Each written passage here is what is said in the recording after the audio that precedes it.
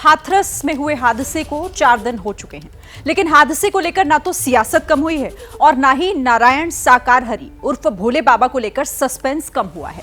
शहर से लेकर गांव तक देश में इन दिनों साकार हरि की बहस का ही एक मुद्दा छिड़ा हुआ है। इस बीच हादसे के 4 दिन बाद सूरजपाल उर्फ नारायण साकार हरि सामने आया, लेकिन सवाल अभी भी बरकरार है, नारायण हरि के 4 दिन बाद सामने आने का मकसद आखिर क्या है? क्या इसके पीछे भी उसकी कोई चाल है? भक्त क्या कहते हैं, सेवादार क्या कहते हैं? कैसे एक आम शख्स सिर्फ 2 दशक में अरबों का साम्राज्य का मालिक बन बैठा? क्या वाकई चमत्कार है, सम्मोहन है या सिर्फ इत्तेफाक भर? क्यों एक इंसान के पीछे लाखों लोगों की भीड़ भागने लगती है? इन तमाम सवालों को लेकर हम नारायण साकार हरि के 20 अनसुने अनदेखे किस्से आपके लिए लेकर आए हैं। अगले आधे घंटे तक इस रिपोर्ट को बड़े गौर से देखिए। यकीन मानिए, हर कहानी आपको हैरान करेगी।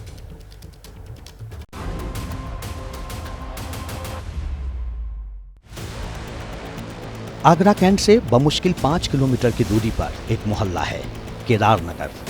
इसी मोहल्ले में D55 पते वाला ये वही 2 मंजिला मकान है। 2 मंजिला इस मकान के बाहरी हिस्से में चमचमाते सफेद और मिक्स टाइल्स वाली फर्श है। 5 सीढ़ियां चढ़कर सामने लोहे का बड़ा गेट पर 2 ताले लटके हुए हैं। बाबा का वही आश्रम है जहां 2 कमरे में बाबा ने अपना कारोबार शुरू किया था। जब स्थानीय लोगों से पता किया तो ये कभी कभार ही खुलता है यहाँ पर, और बाकी ये इस तरह के ताले लटके दिखाई देते हैं यहाँ पे। ABP न्यूज़ केदार नगर के सूरजपाल की कुटिया के बाहर थी। तभी 2 महिलाएं आती हैं। घर की सीढ़ियों से कुछ दूर चप्पलें उतारती हैं। आगे बढ़कर सीढ़ियों पर माथा टेकती हैं, हाथ जोड़कर प्रणाम करती हैं और चली जाती हैं। ने बताया ये सिलसिला सुबह 4 बजे से ही शुरू हो जाता है।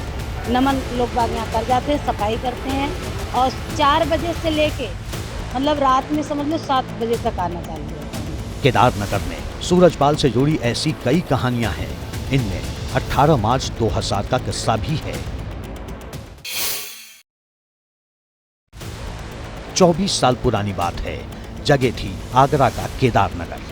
सूरजपाल ने अपने साले की बेटी को गोद लिया था, जिसकी 17 साल की उम्र में कैंसर से मौत हो गई। सूरजपाल ने दावा किया कि वो चमत्कार से लड़की को जिंदा कर देगा। ये बात आसपास के इलाकों में फैल गई थी।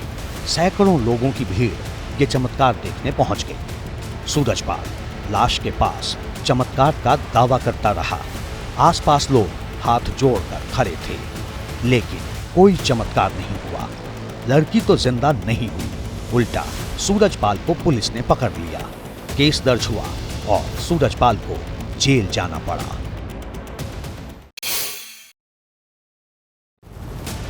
भोले बाबा उर्फ सूरजपाल ने अपना पहला आश्रम अपने गांव बहादुर नगर पटियाली में बनाया था।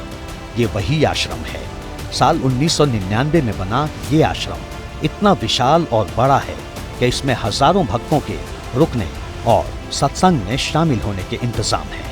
आज से लगभग 25 साल पहले बाबा ने अपना सत्संग का साम्राज्य शुरू किया था। बाबा LIU से BRS लेकर जब सेवानिवृत्त हुए तो उन्होंने यहीं पर एक छोटा सा आश्रम बनाया। इसके पीछे इनका गांव है बहादुर नगर, जिसमें इनका पुश्तैनी घर हुआ करता था।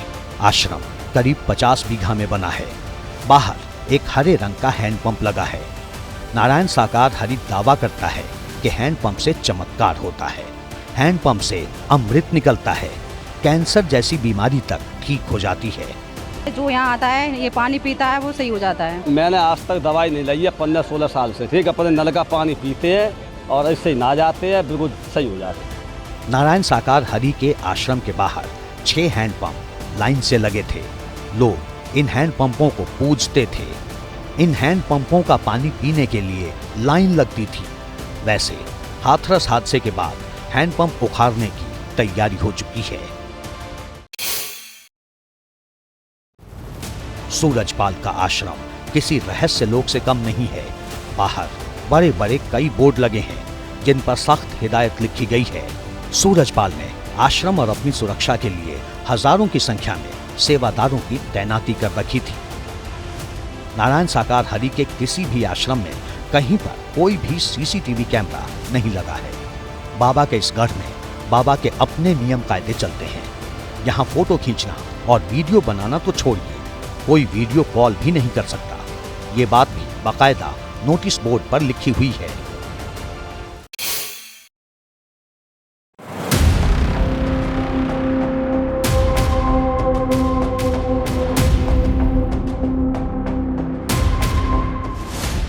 नारायण साकार ने कासगंज से आगरा तक पूरा मायावी लोक बसाया हुआ था।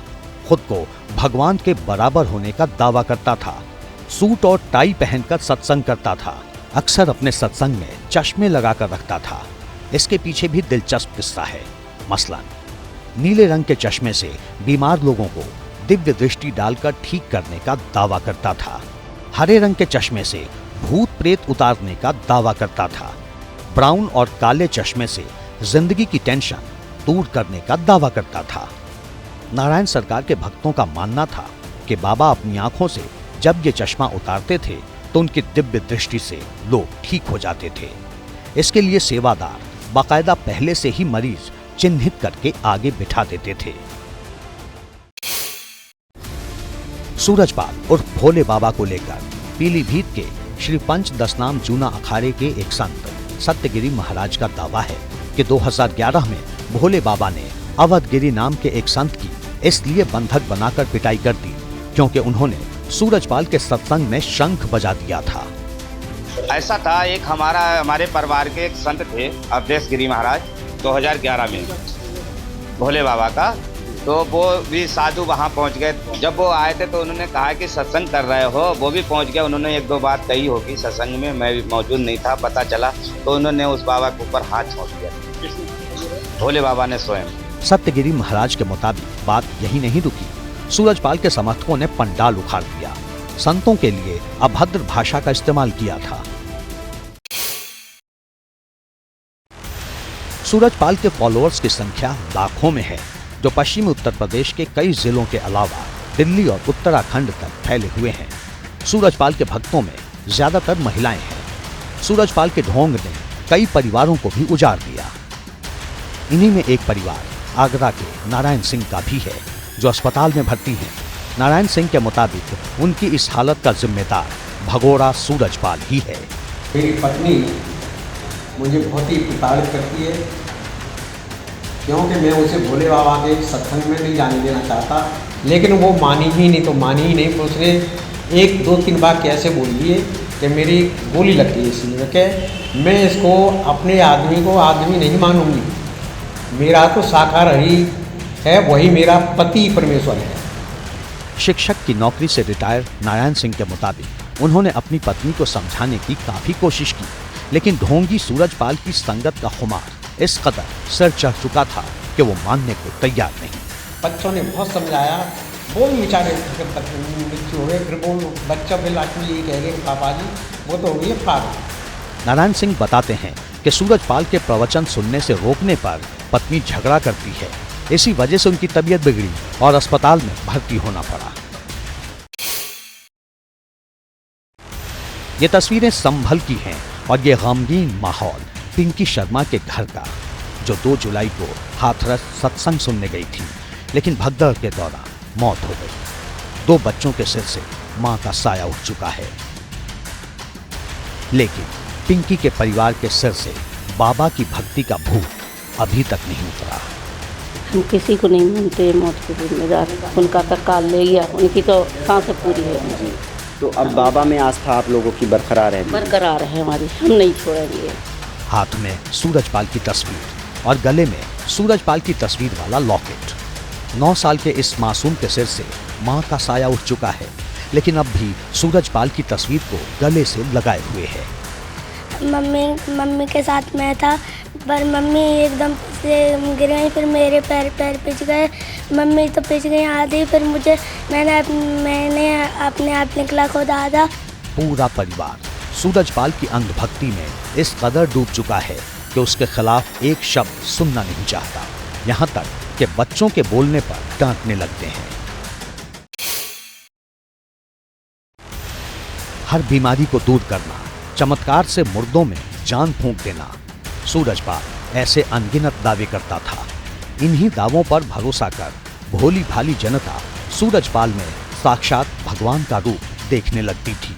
हम उनको दिल से मानते हैं, क्योंकि हमने उनका कोई गलत काम नहीं देखा है, वो समझाते हैं। यहाँ माता टेकने आए, नमन करने आते हैं, हमको तो पूरा विश्वास है, पूरा प्रभु हमारे साथ रहते हैं हमेशा और वो हमारी रक्षा करते हैं। सत्संग में अच्छी बातें बताई जाती थी, महिलाओं को, बच्चों को अच्छे उपदेश दिए जाते। कुटियों पर जाते हैं हम, जाने की कोई वो परेशानी नहीं है, दूर दूर ना जाते ऐसे हो तो चले जाते हैं। ये बताते हम नारायण साकार रही हैं, अब ना वो करते बस। घर जब आते हैं तो कहते हैं परिवार वाले कि बाबा श्री के मुखार बिंदु से आज हमने बहुत बहुत अच्छे प्रवचन सुने हैं, बहुत अच्छी सीख मिली है। तो बाबा के सत्संग में इस तरीके से प्रवचन दिए जाते हैं। ऐसा कहा जा रहा है कि नारायण साकार अपने भक्तों की बीमारी दूर करने के लिए उन्हें काली चाय पिलाता था। दावा करता था कि ये चाय पीने से सारे कष्टों से मुक्ति मिल जाती है। काली चाय को लेकर भक्तों में इतना विश्वास था कि इस चाय को पीने के लिए भक्त सालों साल इंतजार करते थे। लेकिन सूरजपाल ने ये कभी नहीं बताया कि जो काली चाय वो भक्तों को पिलाता है वो किस चीज से बनी होती थी।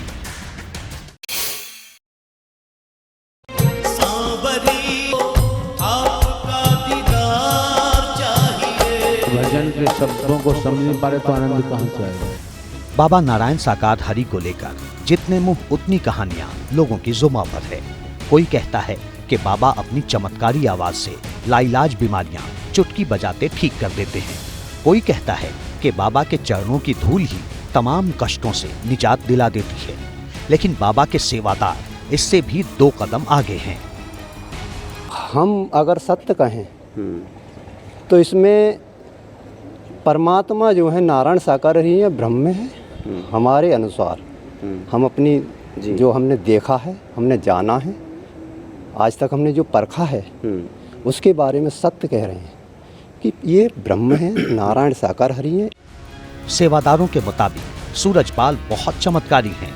उनमें 52 कलाएं हैं। इतना ही नहीं, एक सेवादार ने दावा किया कि उन्हें खुद एक बीमारी थी, लेकिन जब वे बाबा के संपर्क में आए तो पूरी तरह ठीक हो गए। नारायण साकार उर्फ सूरजपाल की ख्याति उत्तर प्रदेश ही नहीं, हरियाणा, राजस्थान और मध्य प्रदेश समेत कई राज्यों तक फैली है। सत्संग में नारायण साकार के अलावा किसी और देवी देवता की तस्वीर या मूर्ति नहीं होती थी। सत्संग में सबसे ज्यादा संख्या महिलाओं की रहती थी। महिलाओं को सबसे आगे बिठाने की व्यवस्था की जाती थी। सत्संग में किसी स्पेशल दिन में 150 से 200 महिलाएं पीली लाल साड़ी पहनकर पहुंचती थीं, जिन्हें साकार हरि के आसन के बेहद करीब बिठाया जाता था। सेवादार महिलाओं को ये यकीन दिलाते थे कि अगर प्रवचन के दौरान साकार हरि की एक नजर उन पर पड़ गई तो उनका कल्याण हो जाएगा, वैवाहिक जीवन सुखमय बना रहेगा और ऑटोमेटिकली सदा सुहागन रहने का आशीर्वाद मिल जाएगा।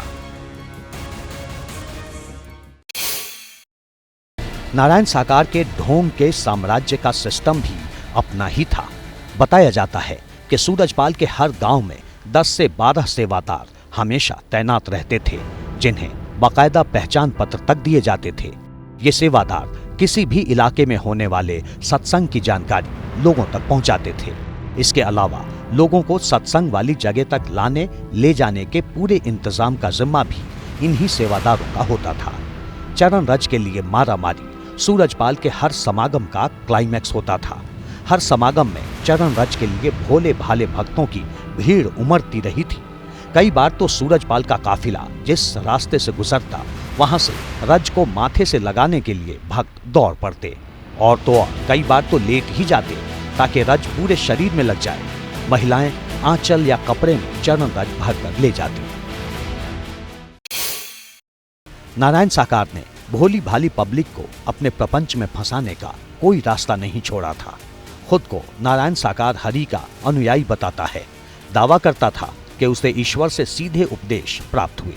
सत्संग को मानव मंगल मिलन सद्भावना समागम बताता था। इसके पीछे वजह ये थी कि सूरजपाल अक्सर मंगलवार को ही सत्संग करता था, जिसमें बीमारों को ठीक करने के साथ ही सूरजपाल दावा करता था कि वो नास्ट्रेडमस की तरह आने वाले वक्त की सटीक भविष्यवाणी करने जैसा चमत्कार कर सकता है। एक आरोप ये भी है कि नारायण साकार के लिए कुछ एजेंट भी काम करते थे जो जनता में फैलाते थे कि बाबा की उंगली पर चक्र दिखता है। ये झूठ फैलाने के बदले नारायण साकार उन्हें पैसे देता था।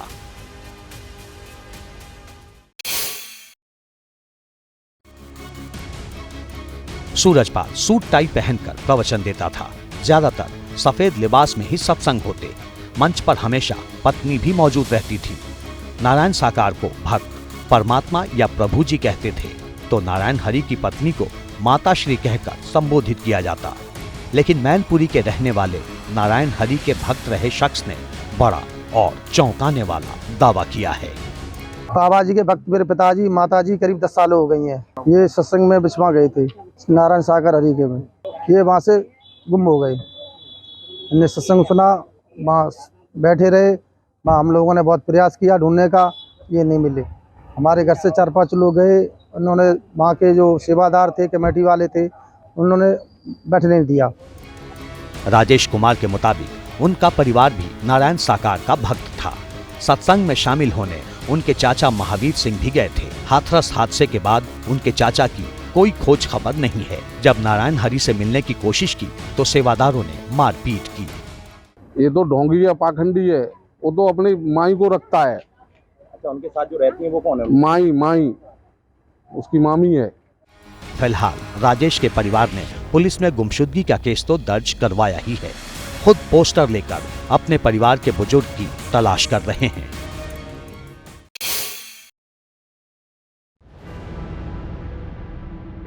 नारायण साकार हरि की ख्याति पिछले कुछ सालों के दौरान तेजी से बढ़ी। एटा, इटावा और हाथरस समेत कई जिलों में नारायण हरि के भक्तों की संख्या काफी बढ़ी।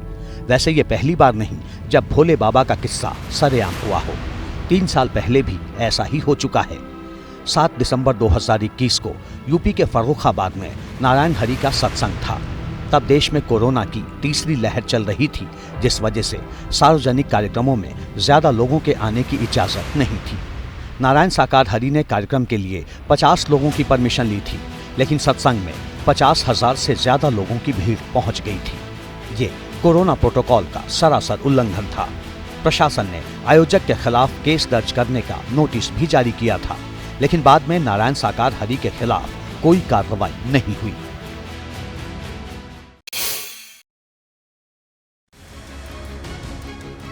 शाही जिंदगी जीने वाले बाबा नारायण साकार हरि ने अपनी एक प्राइवेट आर्मी बना रखी थी। बाबा 1-2 नहीं बल्कि 3-3 लेयर की सुरक्षा में रहता था। इसी प्राइवेट आर्मी का हिस्सा ब्लैक कमांडो थे, जो बाबा के काफिले की सुरक्षा करते थे। बाबा के एक इशारे पर कुछ भी करने को तैयार रहते थे। ब्लैक कमांडो की एक महिला विंग भी है। ये बाबा को हर समय घेरे रहती है। इसके अलावा बाबा की एक पिंक आर्मी भी है, जिसके 3 हिस्से हैं। पहला गोपिका सेना, दूसरा जल सेना, तीसरा स्वागत सेना। बाबा की वो पिंक ब्रिगेड है जो ऐसे सत्संग में उमड़ी भीड़ को कंट्रोल करती है। पुरुषों ने सिक्योरिटी वाली ड्रेस पहन रखी है, जबकि महिलाओं ने पिंक साड़ी, पिंक जूते और पिंक कैप लगाई हुई है। पिंक आर्मी को ट्रेनिंग के नाम पर क्राउड मैनेजमेंट और ट्रैफिक की ट्रेनिंग दी जाती है। ब्लैक कैट कमांडो को सुरक्षा करने की ट्रेनिंग दी जाती है। ये ट्रेनिंग रिटायर्ड सेना और पुलिस के जवान देते हैं जो बाबा के अनुयायी हैं। पिंक आर्मी को कोई सैलरी नहीं दी जाती। ये बाबा के कट्टर अनुयायी होते हैं। ज्यादातर ड्रेस खुद के पैसे से बनवाते हैं। बाबा की ये प्राइवेट आर्मी इतनी ताकतवर है कि पुलिस को भी कार्यक्रम स्थल के अंदर नहीं आने देती, या यूं कहें कि इन्हें देखकर पुलिस भी अंदर नहीं जाती है।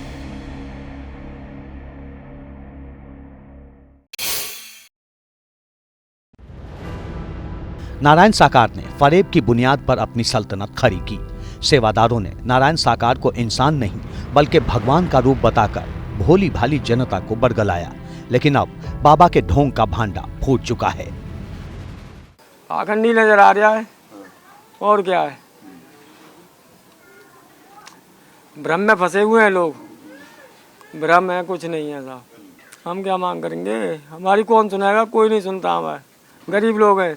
ज़्यादा कुछ इनके खिलाफ बोलेंगे तो हमारे ऊपर एक्शन ले लिया जाएगा, हमारा परिवार भी गायब कर दिया जाएगा।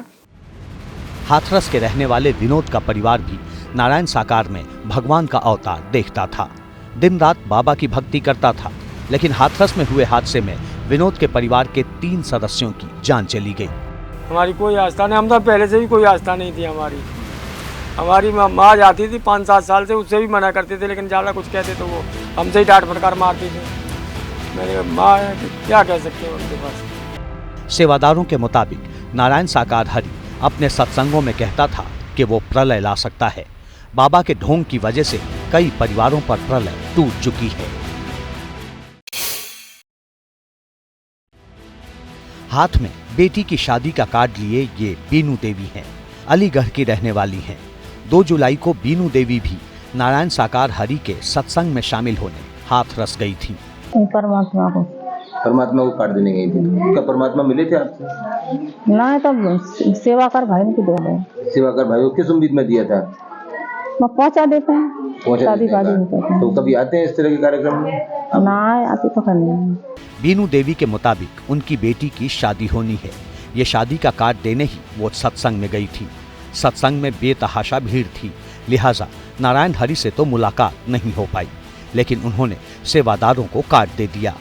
बीनू देवी हादसा होने से पहले ही वहां से निकल आई थी, इस उम्मीद के साथ कि सेवादार वो कार्ड बाबा तक पहुंचा देंगे। लेकिन 2 दिन बाद बीनू की बेटी अंजलि की शादी का कार्ड घटना स्थल पर ही पड़ा हुआ मिला था। बाबा को एक तो मैं अपनी नज़र से देखता हूँ जो दुश्मन की तरह से। क्यों? कि बाबा उसी दिन समय पे आना था। ये विपिन शेखर हैं।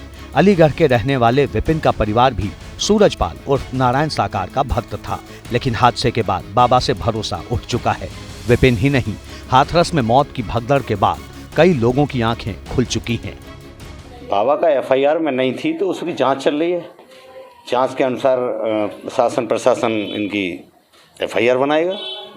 जांच के अनुसार इस घटना के लिए दोषी हैं बाबा? हाँ, बाबा दोषी हैं, कि अगर दोषी न होते तो ऐसे भेंट में न घुसते और न ऐसे छुपते। क्या चाहते हो आप? क्या हम ये चाहते हैं कि शासन और प्रशासन से, दोनों से हाथ जोड़ के विनती चाहते हैं कि इनको, बाबा को जल्दी से जल्दी इनकी FIR बनाई जाए और जल्दी से जल्दी इनको गिरफ्तार किया जाए। हाथरस हादसे के बाद कई भक्त सूरजपाल की बाबागिरी को ढोंग करार दे रहे हैं। ऐसे बाबाओं से दूर रहने के लिए लोगों को जागरूक रहना ही होगा, तभी हाथरस जैसे हादसों से बचा जा सकता है। जैसे ही घड़ी का काटा दोपहर 2:30 पे आए, बबीता जी का दिल सास बहू साजिश के लिए मचल जाए। और ये है इनकी बहू, पूरे दिन ऑफिस की टेंशन हो जाए गॉन जब ये करें अपना फेवरेट शो फ्री टाइम पे ऑन। इनकी तरह आप भी देखिए अपना फेवरेट शो अपने टाइम पर और डाउनलोड कीजिए ABP लाइव ऐप अपने स्मार्ट टीवी पर।